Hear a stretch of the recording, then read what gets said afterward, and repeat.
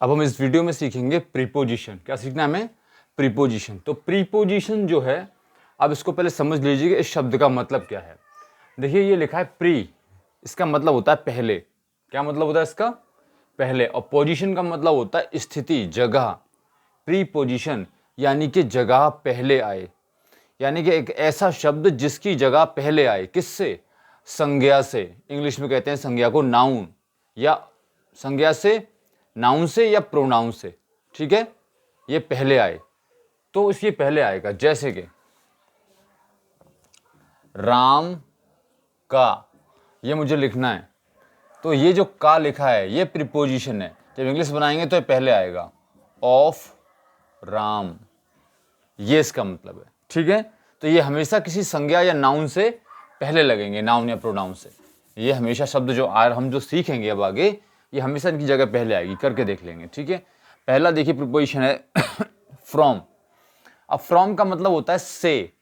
अब से शब्द के लिए, जो से आता है, उस से शब्द के लिए हम इसका यूज करेंगे। ठीक है, कब करेंगे? से शब्द के लिए जब किसी चीज या प्राणी के आने की, जाने की, निकलने की या पैदा होने की जगह बतानी हो, स्रोत बताना हो कि उसके पैदा होने का, निकलने का, आने जाने का स्रोत क्या है, तब हम से शब्द के लिए फ्रॉम लगाएंगे। जैसे कि रोशनी सूरज से आती है।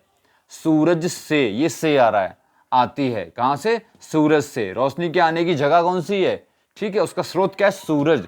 इंग्लिश बनाते हैं। प्रेजेंट इंडेफिनिट का सेंटेंस है, लाइट कम्स, आती है, ऐसे यस लगेगा, लाइट एक ही होती है। Light comes. अब देखिए ये क्या क्या बोला? प्री, पहले आएगा, तो क्या आएगा? फ्रॉम, सूरज से। तो देखिए सूरज से पहले आया है फ्रॉम। ठीक है, सूरज से आती है रोशनी। ठीक है, तो फ्रॉम की जगह देखिए पहले आई है सूरज से। दूसरा देखिए, मैं आगरा से आया हूं। मैं आने की जगह बता रहा हूं अपने, मैं आगरा से आया हूं, तो आई परफेक्ट सेंटेंस है, प्रेजेंट परफेक्ट का। आई हैव कम, मैं आया हूं कहां से? आगरा से। तो देखिए फ्रॉम लगा है आगरा से पहले, आगरा बाद में, फ्रॉम पहले। ठीक है, ये लगा हुआ है।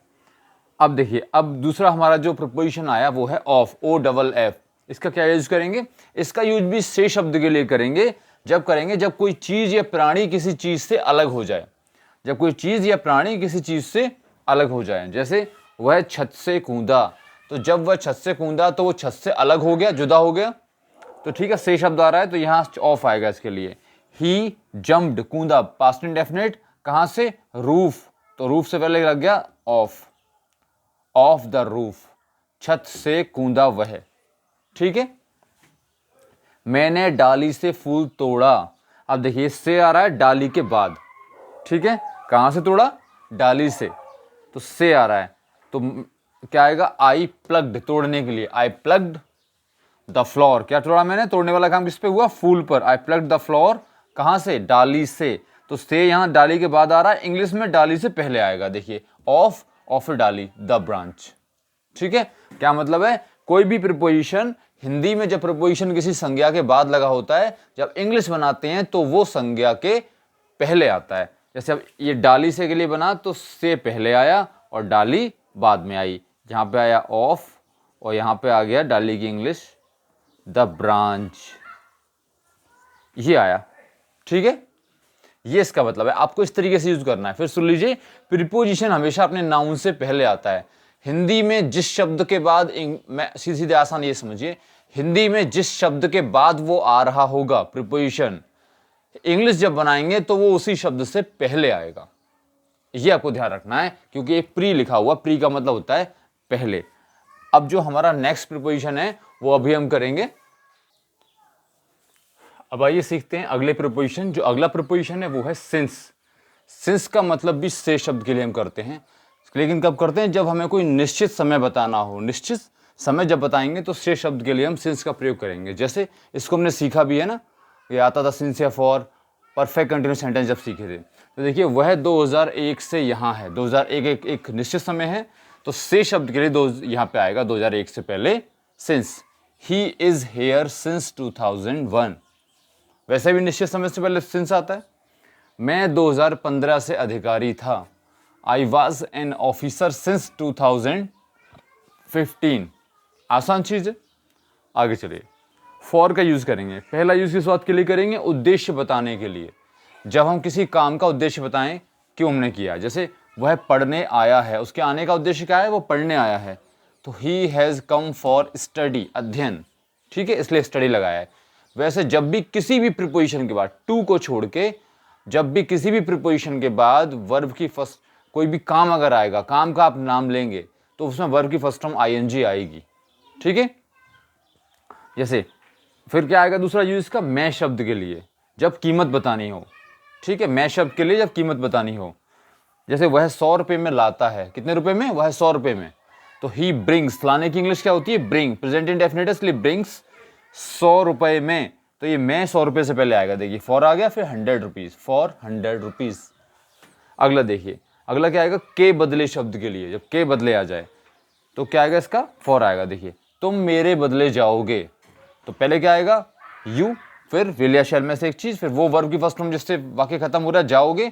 अब मेरे बदले, तो बदले पहले आएगा, मेरे बाद में आएगा, गो फॉर मी, ठीक है। अगला देखिए, के लिए शब्द के लिए भी आता है, जब बोलना हो के लिए, जैसे वह तुम्हारे लिए आएगा, तो he will come for you, लिए पहले आ गया, तुम्हारे बाद में आ गया, ठीक है, he will come for you, ये फॉर हो गया। अगले प्रीपोजिशन हम भी आपको बताएंगे। अब देखिए सीखते हैं अगले प्रीपोजिशन। अगला प्रीपोजिशन है बाय। अब बाय का मतलब क्या होता है? एक होता है द्वारा, जहां भी द्वारा शब्द आ जाए तो आप बाय लगाएंगे। जैसे कि राम के द्वारा, तो द्वारा पहले आएगा, राम बाद में आएगा, बाय राम, ठीक है। अगला देखिए, आने जाने का साधन बताने में, यानी कि किस साधन का इस्तेमाल करते हैं आप आने जाने में, तो से शब्द के लिए आने जाने का साधन बताने में होगा। जैसे वह बाइक से आता है, तो से के लिए बाइक से आता है, तो यहाँ पर हमने बाय लगाया है। देखिए, by bike, he comes by bike, ठीक है। मैं राम के बगल में बैठता हूँ, बगल में शब्द के लिए भी इसका यूज होता है, तो मैं राम के बगल में बैठता हूँ, तो I sit by Ram, Ram के बगल में, ठीक है, बैठता हूं मैं। अगला क्या आएगा? समय की सीमा बताने में, यानी कि आप समय की सीमा बता रहे हैं कब तक ये काम होगा या वो होगा। वह इतवार तक आएगा, यानी क्या है समय की सीमा? वह इतवार तक आएगा। He will come by Sunday, इतवार तक, तो देखिए बाय पहले आया, संडे बाद में आया, ठीक है। अगला प्रीपोजिशन है विद। विद का इस्तेमाल कहां करेंगे? साथ शब्द के लिए, ठीक है, साथ शब्द के लिए करेंगे। जैसे वह मेरे साथ था, ही वॉज विद मी। अगला कौन सा यूज करेंगे? से शब्द के लिए, जब काम करने या काम करने का औजार बताने में। जब भी आप किसी भी काम को किसी भी चीज की सहायता से करें तो वो औजार ही कहलाता है उसके लिए, ठीक है। किसी न किसी औजार औजार का इस्तेमाल होगा, यानी आप कुछ भी इस्तेमाल करेंगे तो वो औजार ही बन जाएगा। जैसे वह मेरे साथ था, इसके बाद देखिए मैं चम्मच से खाता हूं, तो मैं खाने का काम कर रहा हूं किस चीज की सहायता से? चम्मच से। तो चम्मच यहां मेरे लिए औजार का काम कर रहा है, टूल का काम कर रहा है, तो मैं चम्मच से खाता हूं, से चम्मच, तो आई ईट विद स्पून, ठीक है। देखिए विद पहले आया, स्पून बाद में आया। मैंने कहा ना प्रीपोजिशन का मतलब क्या होता है? प्री का मतलब पहले, तो ये जब इंग्लिश बनाएंगे तो चम्मच से पहले लगेगा से की इंग्लिश। से की इंग्लिश क्या है? विद, क्योंकि हम औजार का इस्तेमाल कर रहे हैं चम्मच का खाने के लिए। आई ईट विद स्पून। अगला देखिए, अगला है अपनी भावना बताने में से शब्द के लिए। जब से शब्द आ रहा हो और अपनी भावना बता रहे हो, सुखी हैं, दुखी हैं, संतुष्ट हैं, असंतुष्ट हैं।